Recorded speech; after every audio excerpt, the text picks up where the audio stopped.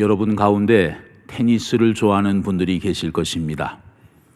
세계 4대 그랜드 슬램 대회가 있죠. 호주 오픈, 또 프랑스 오픈, 그리고 영국의 윈블던, 그리고 미국의 US 오픈입니다. 이 4개 대회 가운데 가장 역사적으로 오래되고 또 최고의 권위를 인정받는 대회가 바로 영국의 윈블던 대회입니다. 이 대회는 역사가 오래돼서 유명한 것도 있지만 또 한 가지 유명한 것이 있습니다. 이 대회 경기장이 유일하게 잔디 구장이라는 것입니다. 얼마든지 클레이 코트로 할 수도 있고 또 얼마든지 딱딱한 하드 코트로도 바꿀 수 있는데 이 대회는 처음부터 오늘날까지 이 잔디 구장을 고집하고 있습니다. 사실 잔디는 관리하기가 쉽지 않지요. 선수들이 경기를 뛰고 나면 그 잔디가 다 망가집니다. 또 서브를 넣는 지역은 잔디가 없어지기도 합니다. 참 잔디 관리가 어렵습니다. 이 윈블던 대회는 6월 말에서 7월 초 딱 2주간 경기가 열립니다. 준비위원회 측에서는 이 2주간의 대회를 위해서 나머지 1년의 50주간을 준비한다고 합니다. 그래서 이번 대회가 끝나면 바로 그 다음 주부터 1년 후에 있을 그 대회 준비로 들어간다는 거죠. 이처럼 철저한 준비와 또 세밀한 관리가 있기 때문에 이 대회가 지금까지 세계 최고의 명성을 유지하고 있는 것입니다. 우리 교회는 오늘부터 3주간에 걸쳐서 우리 교회학교 다음 세대를 영적으로 양육하는 겨울 행사를 진행합니다. 물론 아직은 우리 아이들이 현장에 함께 모이기가 어렵기 때문에 이번에는 온라인으로 부서별로 성경학교와 또 수련회를 진행하게 되겠습니다. 이것은 우리 교회의 내일을 준비하는 매우 중요한 행사이기도 합니다. 우리 아이들이 하나님이 어떤 분이신지 깨달을 수 있기만 한다면, 예수님을 믿는다는 것이 무슨 의미인지를 발견할 수만 있다면 그 아이의 인생이, 그 아이의 평생이 축복의 인생으로 바뀌어지는 것 아니겠습니까? 우리 자녀들을 신앙의 세대로 세우는 일보다 더 중요한 일은 없습니다. 또 우리 교회의 내일을, 미래를 준비하는 일보다 더 소중한 일은 없는 것입니다. 근본 교회학교 겨울 행사를 통해서 하나님의 놀라운 은혜와 축복이 부서마다 넘칠 수 있게 되기를 주의 이름으로 축복합니다. 이스라엘 역사를 살펴보면 솔로몬이 죽은 후에 이스라엘은 남과 북으로 분열이 되었습니다. 북쪽은 북왕국 이스라엘, 남쪽은 남왕국 유다로 나뉘어지게 된 것입니다. 그런데 이 북쪽에는 경건한 왕이 한 명도 나오지를 않았어요. 물론 선지자들의 활동은 있었습니다. 여러분이 잘 아시는 엘리야, 또 엘리사, 그리고 아모스, 호세아, 이런 선지자들이 북왕국 이스라엘에서 활동을 했습니다. 그러나 타락한 백성들은 선지자들을 통해 선포되는 하나님의 말씀을 듣지도 않았고 들으려고 하지도 않았어요. 결국 하나님께서는 주전 722년 아수르 제국을 통해서 북왕국 이스라엘을 멸망시키신 것입니다. 남왕국 유다 나라는 어떻습니까? 북왕국보다는 좀 나았지만 남왕국 유다 나라도 대동소이했습니다. 역시 왕들은 하나님의 말씀을 거역하고 배반하고 배신했습니다. 그럴 때마다 하나님은 중간중간에 아사 왕이라든지 요시야 왕이라든지 이런 괜찮은 왕들을 통해서 신앙 개혁을 이루어 주셨습니다. 그러나 그들 역시도 마찬가지였어요. 결국에는 바벨론의 느부갓네살 왕이 주전 606년 남왕국 유다 나라를 제1차 침공을 했습니다. 그 후에 20년 동안 2차례나 더 공격을 감행했습니다. 그래서 주전 586년 제3차 침공 때 마침내 유다 나라는 멸망을 당하고 성전은 불에 타버리고 예루살렘 성벽은 다 회파되고 말았습니다. 그리고 살아남은 백성들은 바벨론의 포로로 끌려가게 된 것이죠. 이 남왕국 유다 나라를 멸망시킨 느부갓네살 왕은 매우 노련한 정치가였습니다. 그 당시 바벨론은 세계 최대의 제국이었죠. 영토는 점점 커져가고 있었고 피정복민의 숫자도 그만큼 늘어가고 있었어요.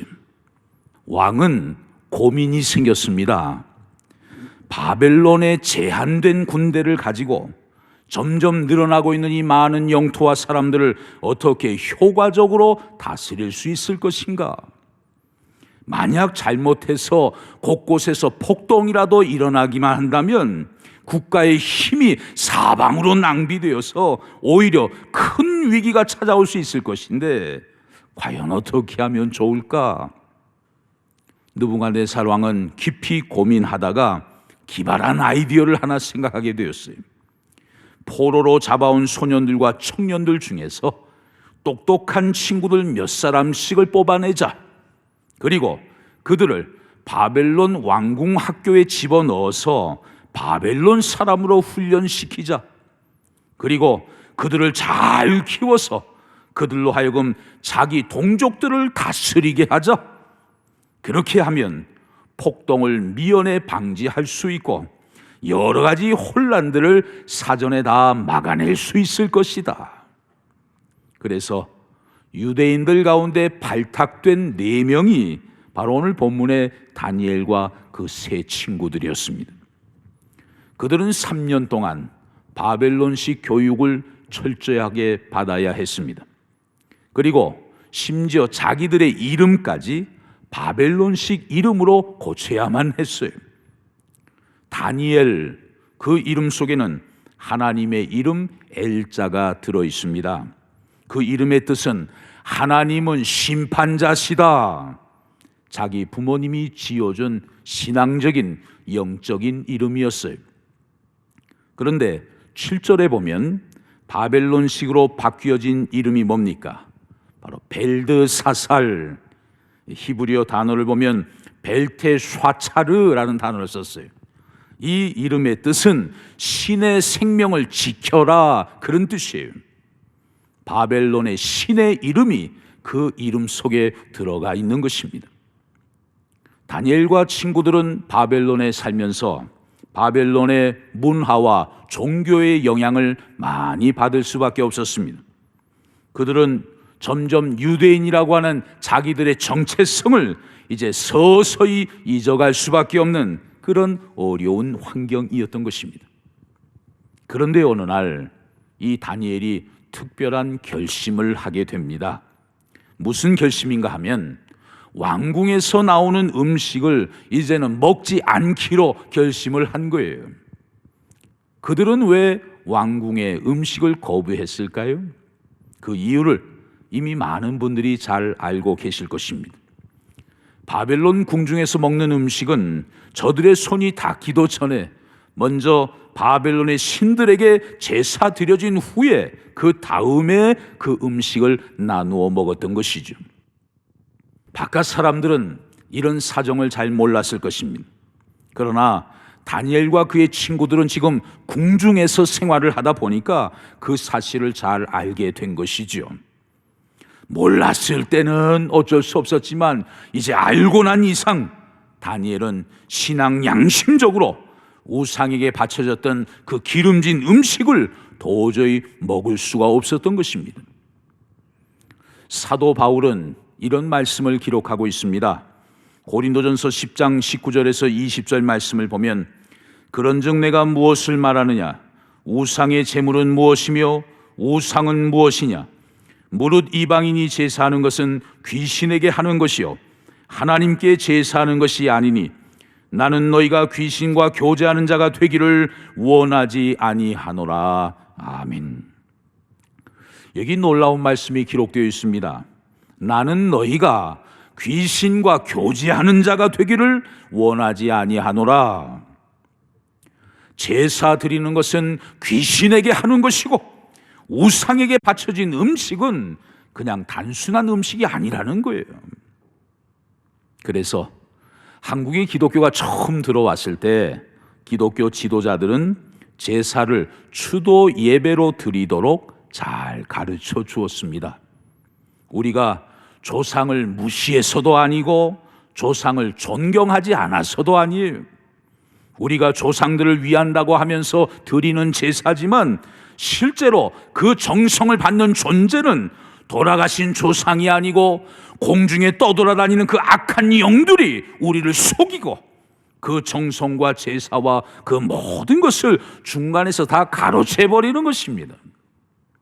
이 영적 비밀을 알고 난 이상 조상 제사를 계속 드리기보다는 이제 추도 예배로 그것을 바꾸면서 조상들을 생각하고 우리에게 훌륭한 조상들을 허락해 주신 그 하나님께 감사하는 의미, 이것이 바로 추도 예배의 정신 아니겠습니까? 그리고 모처럼 귀한 그런 추모일에 흩어졌던 가족들이 함께 모여서 덕담도 서로 나누고 음식도 함께 나누면서 그동안 못다 했던 얘기들을 서로 나누는 이런 여러 가지 목적으로 함께 모이는 것이 바로 추도 예배의 자리이지요. 어쨌든 다니엘은 궁중에서 생활하면서 이 바벨론 왕궁의 공공연한 비밀을 알게 되었고 그래서 그 음식을 더 이상 먹을 수 없었던 것입니다. 그런데 여러분, 당시 상황을 생각해 볼 때 이게 말이 쉽지 입장을 바꿔서 생각을 해보면 결코 쉬운 일이 아니죠. 다니엘은 지금 포로 신분입니다. 지금 남의 나라에 와서 생활하고 있어요. 그런데 운 좋게 발탁이 된 사람이에요. 그래서 다른 유대인들은 누리지 못하는 그런 특별한 혜택을 지금 다니엘이 누리고 있습니다. 여기서 잘만 하면, 윗사람들에게 잘 보이기만 하면 이제 높은 자리에도 올라갈 수 있는 그런 상황이에요. 그리고 자기 동족 유대인들을 위해서 좋은 일도 할 수 있고 영향력 있는 위치에 올라갈 수도 있는 그런 좋은 기회 아닙니까? 그런데 지금 무슨 문제 가지고? 음식 문제 가지고 안 먹겠다고 거부하면서 자신의 뜻을 얘기하고 있어요. 아마 다니엘의 친구들 가운데 누군가가 이렇게 말할 수도 있었을 거예요. 야, 다니엘, 너 너무한 거 아니야? 우상에게 올려졌다고 해서 그 음식을 거부하면 되겠어? 여긴 예루살렘이 아니고 바벨론이야. 정신 차려, 이 친구야. 네가 음식을 먹었다고 해서 뭐라고 할 사람 누가 있겠냐? 궁중 안에 유대인이라고는 우리 4명밖에 없잖아. 지금 우리가 이곳에서 뭘 하든 밖에 있는 유대인들은 아무도 알 수가 없단 말이야. 그리고 여기 왔으면 여기 규율을 따라야 하는 거 아니야? 이 일만 잘 넘어가면 저 사람들하고 부딪힐 일 없고, 그리고 여기서 잘만 참아내면 더 좋은 세상이 우리에게 오지 않겠어? 그리고 우리가 더 높은 위치에 올라간다면 그 영향력을 가지고 우리 동족 유대인들을 위해서 더 좋은 역할을 할 수도 있는 거 아니야? 야, 이거 그냥 넘어가자. 만약에 여러분 같으면 이런 말을 들었을 때 어떤 생각을 했을까요? 충분히 합리적인 생각 아닙니까? 그런데 다니엘은 어떻게 했나요? 자, 오늘 본문 8절 상반절을 보십시오. 다니엘은 뜻을 정하여 왕의 음식과 그가 마시는 포도주로 자기를 더럽히지 아니하리라 하고, 다니엘은 무엇을 정했다고요? 뜻을 정하였다고 기록하고 있어요. 한번 따라하겠습니다. 뜻을 정하여 결심을 했다는 거예요.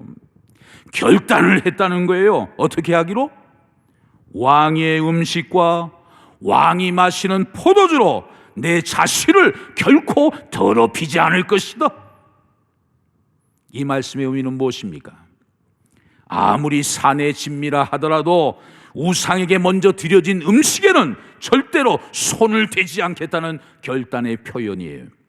또 나는 어떤 상황 속에서도 오직 여호와 하나님만을 섬기겠다는 의지의 표현입니다. 그리고 설령 그것이 나의 출세에 도움이 되지 않는다 하더라도 나는 끝까지 하나님 앞에서 믿음을 지키며 사명의 길을 걸어갈 것이다. 거룩한 뜻을 다니엘은 굳게 정했던 것입니다. 어떻게 보면 이 먹는 일은 참 작은 일이라고 볼 수도 있어요. 그런데 그 작은 일까지도 하나님 앞에서 다니엘은 뜻을 분명히 정했어요. 뜻을 정했다는 것은 원칙을 정했다는 것입니다.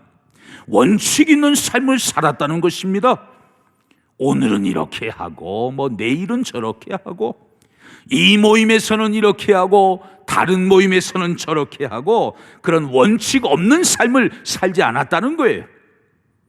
때로는 욕을 먹을지언정, 심지어 거룩한 왕따를 당할지언정 하나님이 기뻐하시는 그 길에 설 줄 아는 사람, 힘들어도 사명의 자리를 이탈하지 않고 끝까지 그 자리를 지킬 줄 아는 사람, 이런 사람들이 바로 다니엘과 같은 뜻을 정한 사람들 아닙니까? 반면에 당장의 불이익이 걱정돼서 지금보다 좀 더 잘 될 수 있는 그 길에 장애가 될까봐 눈 딱 감고 그 신앙의 원칙을 저버리는 사람들도 우리 가운데 많이 있는 것을 보게 돼요. 결론부터 말씀드립니다. 다니엘과 그 친구들은 한마디로 영적인 모험을 했어요. 바벨론 왕궁 학교의 규정을 따르지 않으면 하루아침에 자신들이 지금 누리고 있는 그 기득권을 그냥 송두리째 잃어버릴 수도 있었어요. 그럼에도 불구하고 신앙의 양심, 신앙의 원칙을 지키기 위해서 그렇게 하지 않겠다고 결단하면서 모험을 한 거예요. 그런데 여러분, 그 결과가 어떻게 되었을까요? 자, 17절 말씀 보십시오. 하나님이 네 소년에게 학문을 주시고 모든 서적을 깨닫게 하시고 지혜를 주셨으니 다니엘은 또 모든 환상과 꿈을 깨달아 알더라 말씀했어요. 또 20절을 보면 왕이 그들에게 모든 일을 묻는 중에 그 지혜와 총명이 온 나라 박수와 술객보다 10배나 나은 줄을 아니라. 아멘. 다니엘과 그의 세 친구들은 왕이 먹는 기름진 음식을 거절했습니다. 왕이 마시는 최고의 향기나는 포도주도 다 거절했어요. 그리고 채소만 먹겠다고 하면서 환관장에게 열흘 동안만 기회를 달라고 정중하게 부탁을 합니다. 다니엘의 얘기가 이런 얘기죠. 만약 열흘 후에 우리가 얼굴이 초췌해지고 얼굴에 핏기가 없고 그러면 우리는 괜찮지만 우리를 감독하는 당신이 위태로워질 수도 있으니까 그때부터는 우리가 궁중의 음식을 먹겠습니다. 열흘만 한번 테스트해 주십시오. 아주 예의를 갖추어서 정중하게 환관장에게 부탁을 하는 거죠. 여기에서 다니엘과 그의 친구들의 태도를 보면서 우리는 교훈을 얻습니다. 나 예수 믿는 사람이기 때문에, 나 교회 다니는 사람이기 때문에 그런 거 못해, 그런 거 안 해. 아주 무례하고 또 뻣뻣하게 자신의 생각을 주장하고 있는 것이 아니지요. 예의를 갖추어서 상대방의 입장도 고려하면서, 그러면서도 자기 속에 있는 그 신앙의 생각을 잘 표현하고 있는 것이죠. 유대인들의 탈무드에 보면 이런 지혜를 가리켜서 곡선으로 직선을 그리는 처세술이다, 이런 표현을 합니다. 우리는 이렇게 생각합니다. 직선은 직선이고 곡선은 곡선이지 어떻게 곡선으로 직선을 그리는가? 생각 자체가 고루하고 뻣뻣한 사람들은 이게 이해가 안 되는 말이에요. 그런데 다니엘과 그 친구들은 자신들의 신앙적인 입장을 견지하면서도 주변 사람들에게 예의를 갖추었습니다. 우리에게 이런 지혜가 필요한 거 아닙니까? 하나님께서는 그들에게 지혜와 총명을 주셨습니다. 게다가 다니엘에게는 모든 환상과 꿈을 깨달을 수 있는 영적인 능력까지 보너스로 부어주셨어요. 저들은 작은 일에서부터, 사소해 보이는 일에서부터 하나님 앞에서 철저하게 원칙에 충실했더니 하나님께서 저들의 가는 길을 활짝 열어주시고 범사에 은혜와 복을 베풀어 주셨습니다. 할렐루야. 우리가 한 가지 더 생각해 볼 것이 있습니다. 다니엘은 그 출발이 포로 신분이었어요. 그리고 남의 나라에 와서 지금 살고 있습니다. 당시 바벨론 왕은 느부갓네살 왕이에요. 이 느부갓네살 왕 시절부터 다니엘이 총리로 승승장구해서 바벨론 마지막 왕 벨사살 왕의 시절을 거치고 바벨론 멸망 후 바벨론 갈대아 지방 분봉 왕인 다리오 왕의 시절을 거쳐서 오늘 본문 21절에 보니까 다니엘은 누구? 고레스 왕 원년까지 있으니라. 여러분, 짧은 구절이지만 굉장히 깊은 의미를 담고 있습니다. 고레스 왕은 누굽니까? 바벨론 제국이 멸망하고 그 다음에 우뚝 선 제국, 바로 메데 페르시아 제국의 왕이 고레스 왕이에요.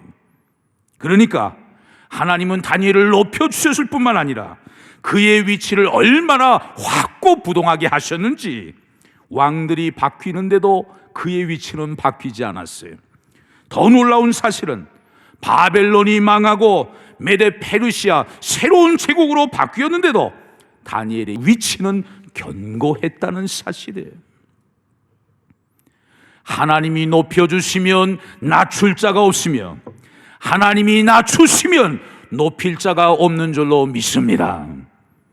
작은 일에서부터 철저하게 하나님 편에 섰더니 하나님께서는 그런 자에게 놀라운 은혜와 축복을 베풀어 주신 것입니다. 사랑하는 성도 여러분, 우리 민족의 최대 명절 설 연휴가 이제 며칠 앞으로 다가왔습니다. 우리는 왠지 이미 새해는 시작되었는데도 불구하고 설 명절이 되어야 한 해가 본격적으로 시작되는 것 같은 그런 느낌을 갖고 있어요.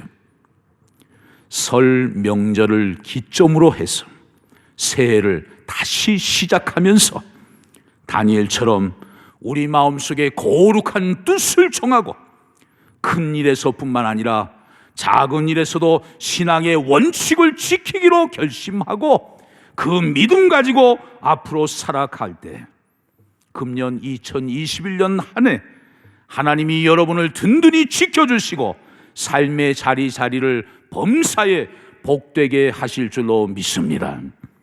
제국이 변하고 세상이 변하고 왕들이 변하고 모든 것이 변하는 소용돌이 한복판에서도 하나님 앞에서 철저한 믿음의 사람으로 섰던 그 다니엘처럼 우리도 하나님 앞에서 정직하고 깨끗한 믿음을 갖고 나아감으로 말미암아 범사에 도우시는 그 하나님의 은혜와 능력을 날마다 경험하며 살아가는 복된 새해 행복한 저와 여러분 다 되시기를 주의 이름으로 축원합니다.